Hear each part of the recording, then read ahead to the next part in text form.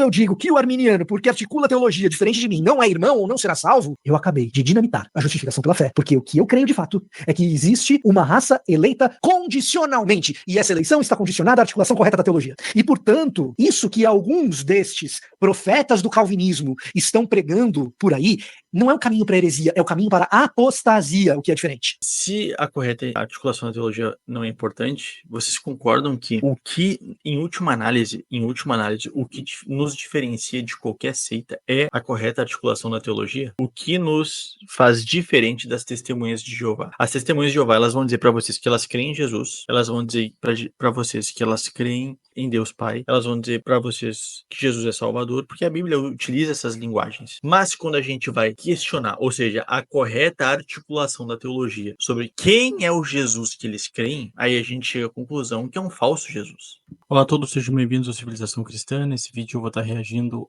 ao Victor Fontana, em um vídeo que ele está reagindo ao pastor Granconato, e eles estão falando sobre um assunto muito chato, que é aquela questão de calvinismo e arminianismo, mas existem algumas aplicações que são feitas aqui, que eu acho muito importante a gente estar refletindo, porque na tentativa de combater um extremo, eu acredito que eles caíram em um outro extremo, e nenhum desses dois extremos são saudáveis, né?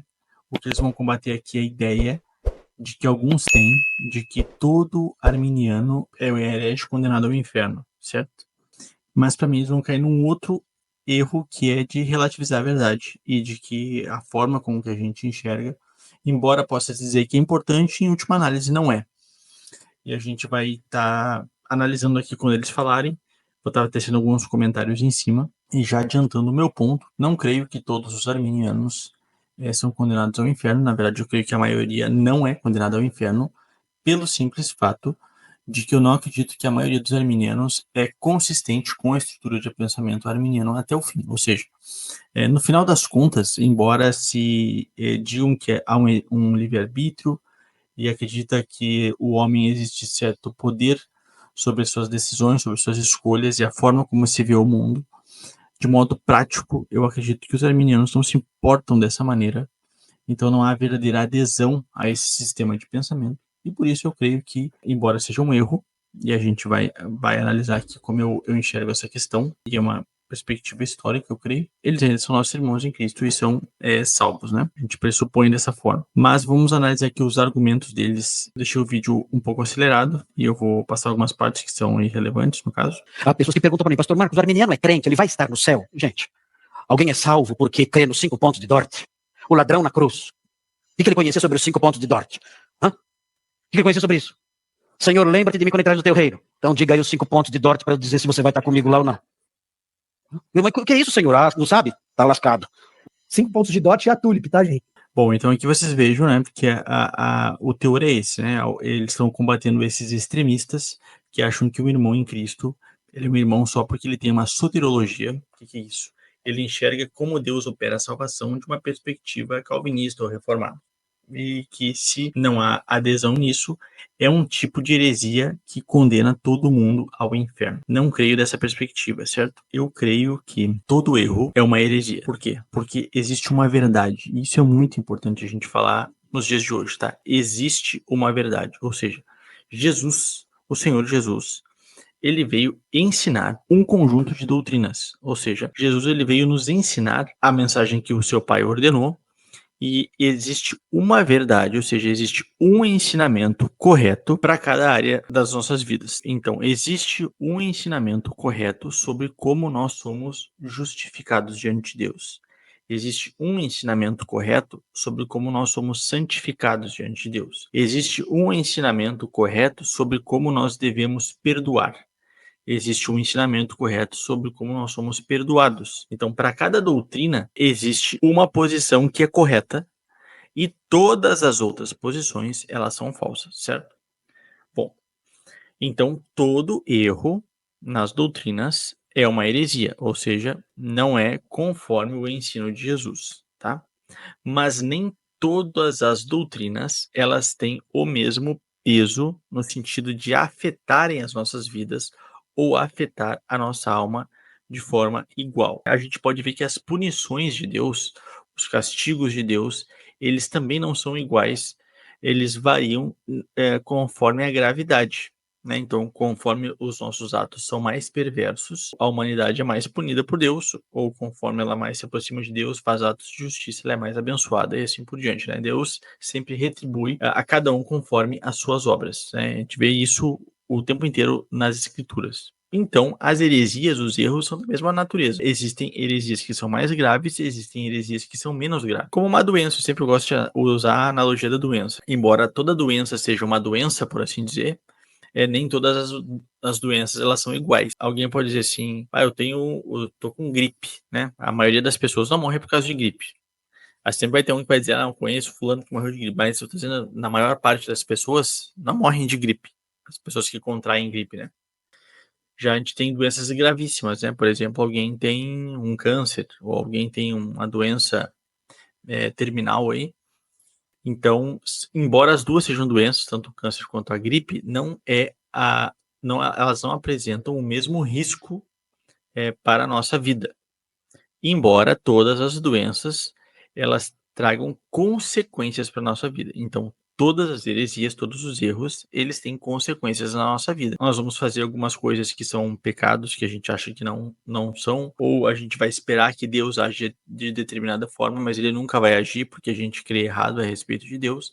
Então, todos os erros, eles vão ter repercussões na nossa vida, mas nem todas as repercussões elas vão ter a mesma gravidade. E vão haver heresias que elas matam, elas impossibilitam a salvação. O pastor Grinconato está explicando aqui que o ladrão da cruz, ele não vai ser salvo por saber as doutrinas da graça, os 5 pontos do calvinismo, os pontos de Dort, do sínodo de Dort, que foi organizado e articulado como resposta aos remonstrantes que são discípulos de Armínio, tá? Então é disso que o Grinconato está falando. É uma nota explicativa aqui, caso você não esteja habituado. E aí ele está dizendo, conhecer os pontos de Dort que salvam alguém?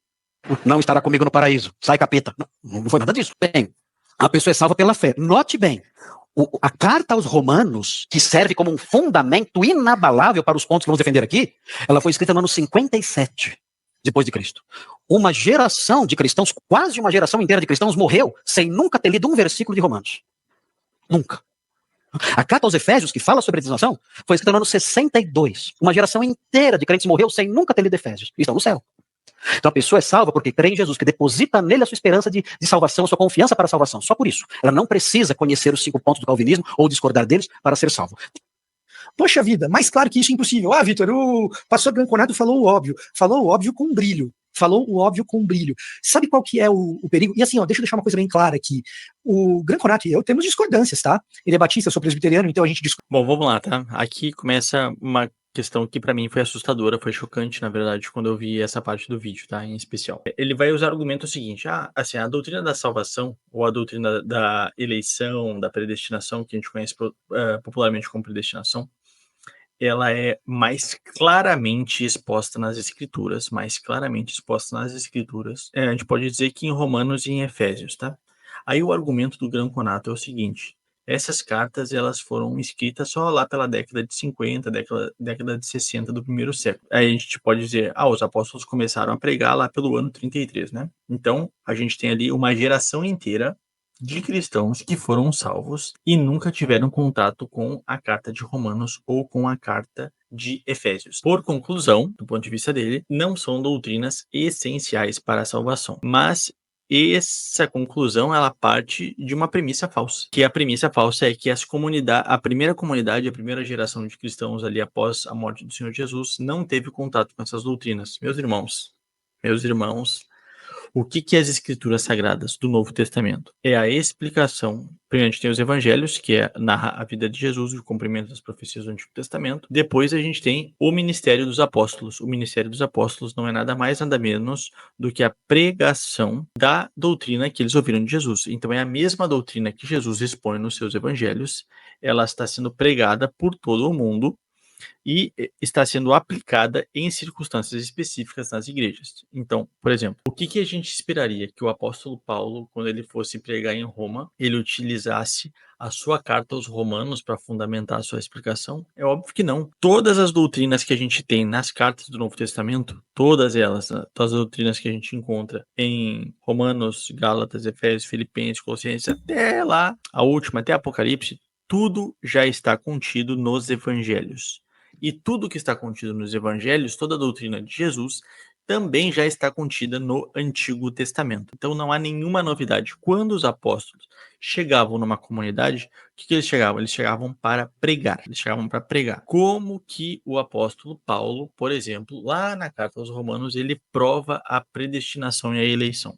Ele prova a predestinação e a eleição com base do livro de Gênesis.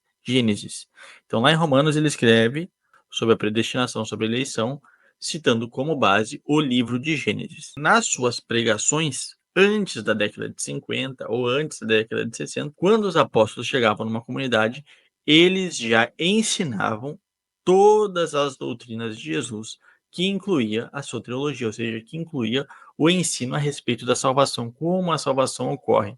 E eles continuavam ensinando com base no livro de Gênesis. Depois, lá na década de 50, 60, sim, isso foi registrado na Carta aos Romanos, mas isso sempre foi pregado, porque essa sempre foi a doutrina de Jesus. Essa sempre foi o ensino de Jesus. Não é porque uma comunidade viveu antes da escrituração de Romanos ou de Efésios é que ela não teve acesso a essas doutrinas. Todos os cristãos receberam a mensagem dos apóstolos via pregação, via oral, receberam todo o conjunto de doutrinas de Jesus, que incluía a doutrina da salvação, a doutrina da eleição, a doutrina da predestinação, tá? Já estava tudo incluído lá. Discutiria, por exemplo, sobre a questão do batismo, para começo de conversa. Ele tem uma percepção de escatologia muito diferente da minha, e a gente conversaria em contradição um com o outro, talvez por hora sobre isso, e talvez nenhum de nós dois convencesse um ao outro, mas aqui, nos pontos do calvinismo, nós somos do mesmo time, a gente crê igual na soteriologia e nos pontos do calvinismo. O problema é achar que essa concordância minha do Greco-Nato é a única doutrina possível e imaginável, que é isso que salva alguém, e excluir arminianos da jogada e fazer desse debate um debate eterno e profundamente. Deixa eu falar uma coisa pra vocês aqui que sempre tem me incomodado, tá? Sabe por que esse assunto de calvinismo ficou muito chato? Muito chato. Esse assunto ficou chato porque as pessoas querem reduzir o termo calvinismo ou o termo teologia reformada à predestinação. Não é isso. A gente tem um vídeo aqui no canal que fala exatamente o que é ser um calvinista, o que é ser um reformado. É adesão à confessionalidade.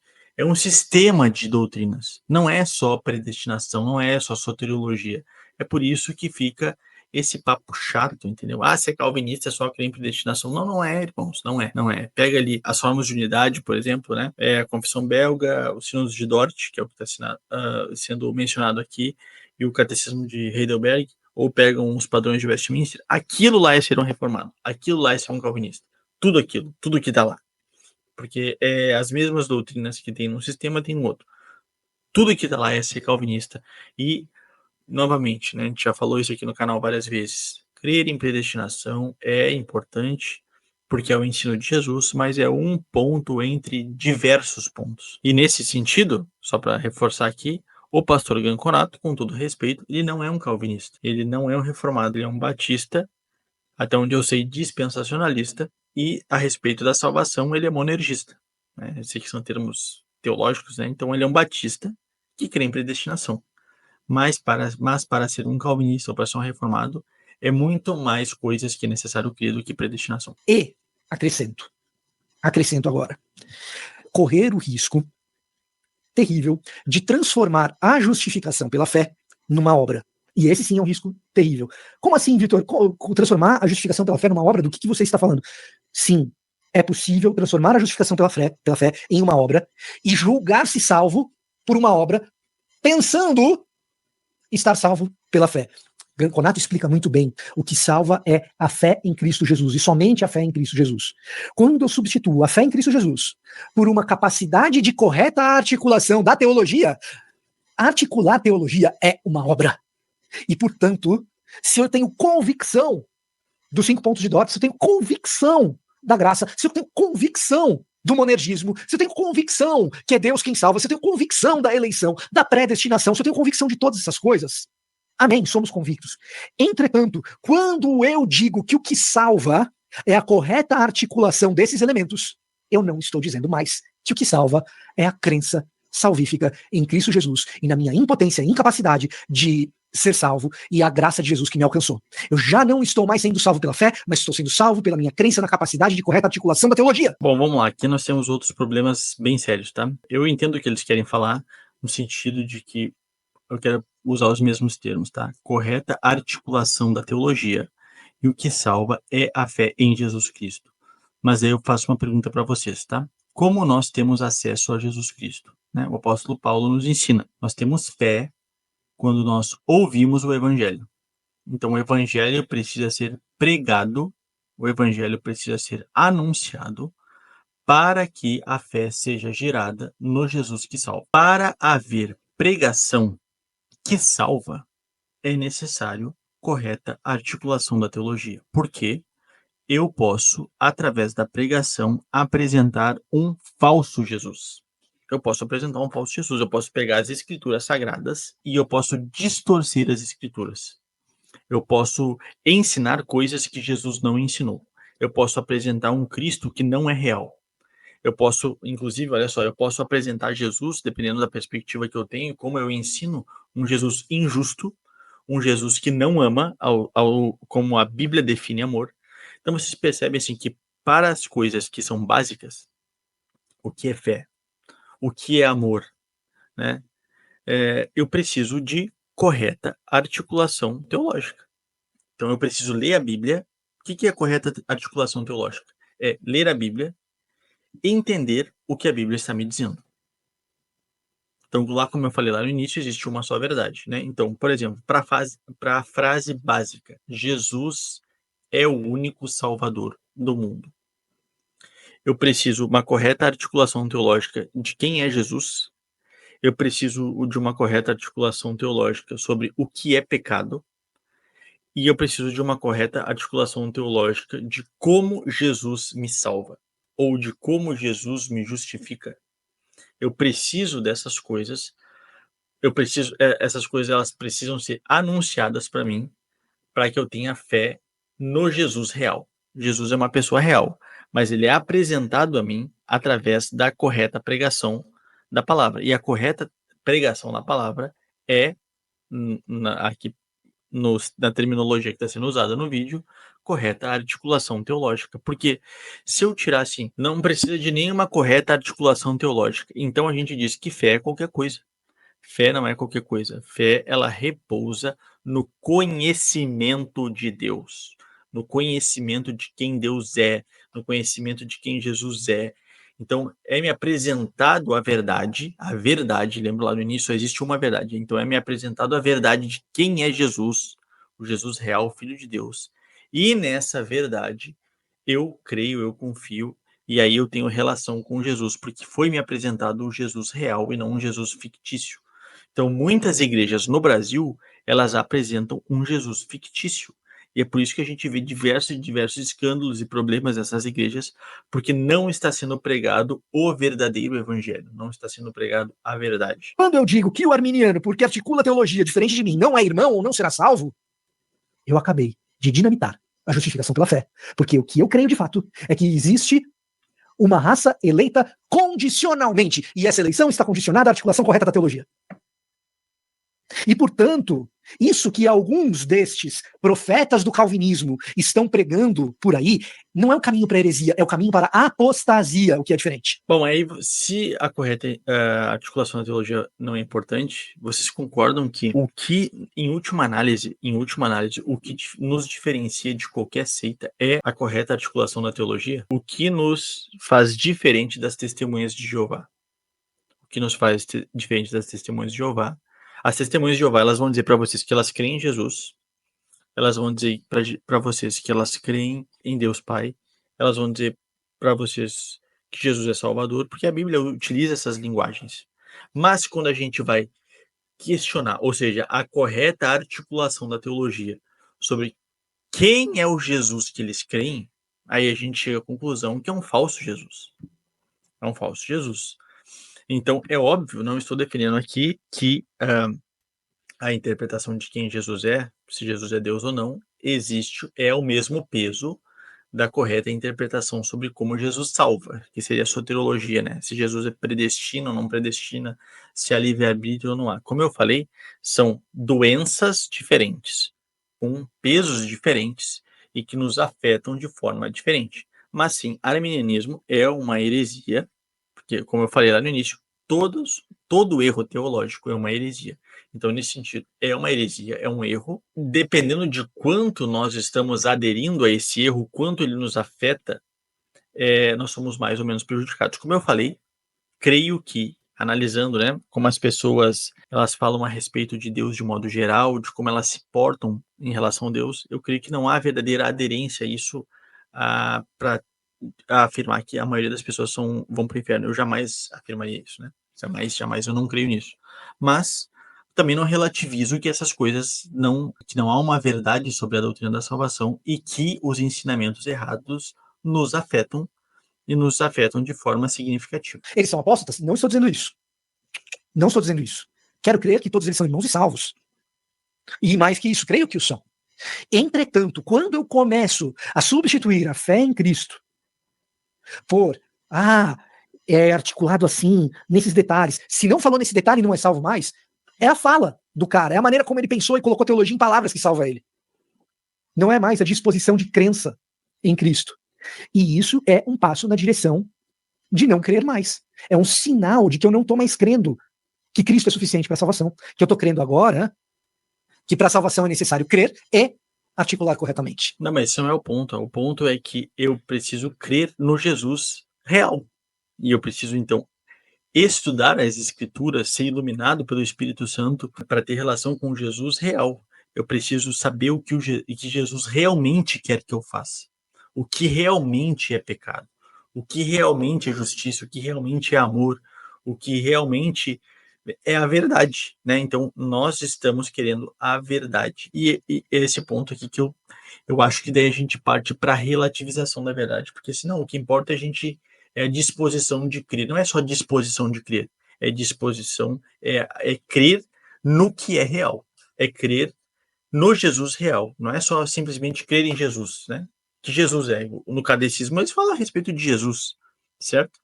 Mas o Jesus do kardecismo é o Jesus que salva? Não, não é o Jesus que salva. Por que não? Porque o Jesus do kardecismo não é o Jesus apresentado pelas Escrituras. Ele foi corrompido, ele foi distorcido. Então tem como a gente ter comunhão com o verdadeiro Jesus lá, afirmando ao mesmo tempo que Jesus ensinou isso que é mentira, aquilo que é mentira, aquilo que é mentira. Não, não tem como. Então nós estamos alicerçados na verdade. E quando a nossa expressão da teologia, ou seja, como nós descrevemos em palavras o que Jesus faz, quem Jesus é, mostra o quão próximos ou quão distantes nós estamos do Jesus real. Porque a gente não tem como... Por exemplo, eu mostro uma foto de vocês para minha esposa, né? Aí a minha esposa, ela é magra, ela tem 1,60 m. E eu falo pra você assim, não, e o nome dela é Bruna, né? Eu falo, não, sou casado com a Bruna, e aí vocês conhecem a Bruna. E eu falo, não, minha esposa é loira, minha esposa tem 1,90 m, minha esposa pesa 300 quilos.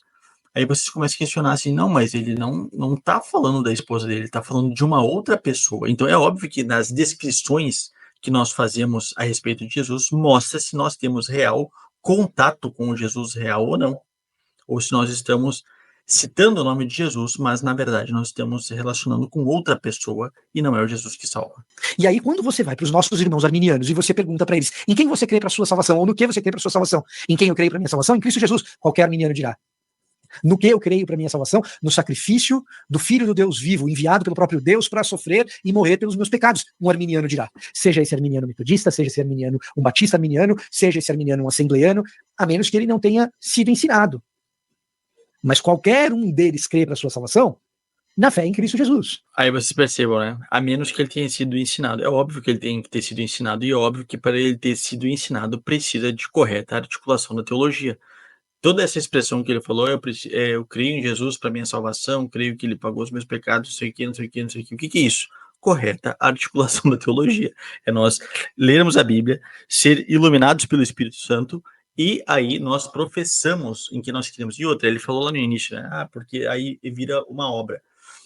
Sim, o ser humano, o homem, ele está envolvido na produção da teologia, porque é uma resposta humana à revelação de Deus. Então Deus revela quem ele é e a sua vontade na Bíblia, os homens leem a Bíblia e expressam a sua fé, que nem o apóstolo Pedro, por exemplo. Quando Jesus questiona quem dizem que eu sou, e o apóstolo Pedro diz, olha, os fulanos lá dizem que tu é só um profeta, ou em outras partes do evangelho, que tu é só um bom mestre.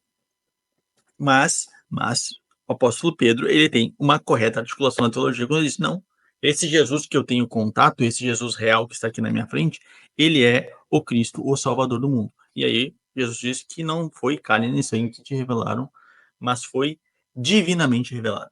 Então, a produção da teologia ou da correta argumentação teológica ou correta a gente elaborar corretamente a respeito de quem Jesus é, quem Deus é, etc e tal, está envolvido também a iluminação do Espírito Santo. Então não é uma obra meramente humana. Não é uma obra meramente humana. É uma obra em que o homem ele está atuando, né, porque é uma resposta do homem, mas é uma resposta do homem iluminado pelo Espírito de Deus. São, portanto, nossos irmãos. Arminiano vai para o céu, não vai? Que pergunta é essa? Acrescento mais uma coisa. Esse debate interminável, ele faz com que fiquemos com uma pecha de inesgotavelmente chatos e suscetíveis. Aqui eu concordo totalmente com ele, tá? Concordo. Não, como eu já falei no início, mas aqui é importante sempre a gente repetir, né? Brasil, não acho que todos os arminianos, pelo simples fato de serem arminianos, vão ser condenados ao inferno. Acredito que eles estão errados, acredito que é uma heresia, mas não a suficiente para condená-los ao inferno. E, bom, já fiz essa explicação durante o vídeo, não preciso reforçar isso. E acredito sim que esse assunto já esgotou muito chato, porque é sempre os mesmos argumentos, já chega um pouco. E suscetíveis à crítica da falta de unidade entre evangélicos e da falta de magistério entre evangélicos. Pô, esses evangélicos aí vivem brigando, eles não sabem quem tá certo e quem não tá. Então, ficar dando ouvidos para radicais, como esses caras, é um combustível na máquina da apologética católica apostólica romana. Com todo o respeito e carinho que eu tenho pelos irmãos que fazem apologética de um lado, de outro, contra determinadas heresias, mas a apologética, ela é em alguma medida propaganda. E do lado católico, é em alguma medida propaganda do catolicismo. A propaganda, por definição, ela vem de um diferencial.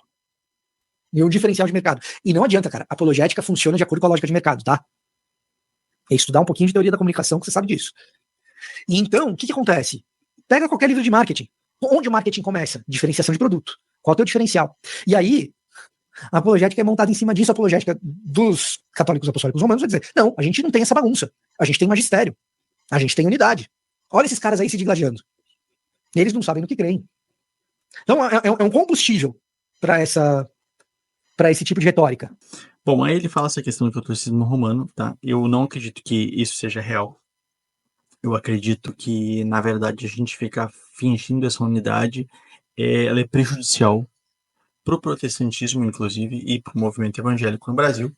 Tem um vídeo que eu vou deixar aqui, que é lidando com argumentos católicos romanos e com apologista católico romano, do que é realmente protestantismo, tá?